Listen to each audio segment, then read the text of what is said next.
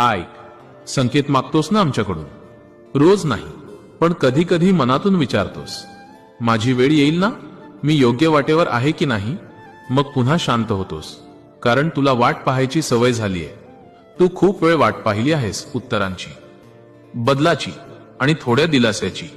लोक म्हणतात धीर ठेव, पण धीर ठेवणं किती अवघड असतं हे फक्त वाट पाहणाऱ्यालाच कळतं.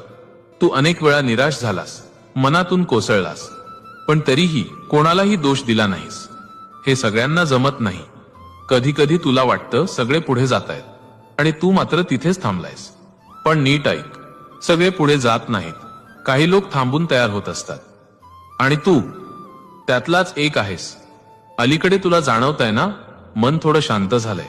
राग पटकन येत नाही, सगळ्यावर लगेच प्रतिक्रिया देत नाहीस. हा पहिला संकेत आहे. तू बदलतोयस. काही गोष्टी ज्या आधी खूप महत्वाच्या वाटायच्या आता तितक्या मनावर घेत नाहीस. काही लोक आपोआप दूर जातायत आणि त्याचं फार वाईटही वाटत नाही. हा दुसरा संकेत आहे. जेव्हा माणूस आतून बदलतो तेव्हा सगळे सोबत चालत नाहीत, आणि ते चुकीचं नाही. कधी कधी एकटेपणा येतो, पण तो आता घाबरवत नाही. तो विचार करायला शिकवतो. हा तिसरा संकेत आहे.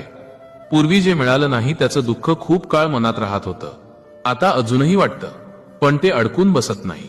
हे सगळं साधं नाही, पण हे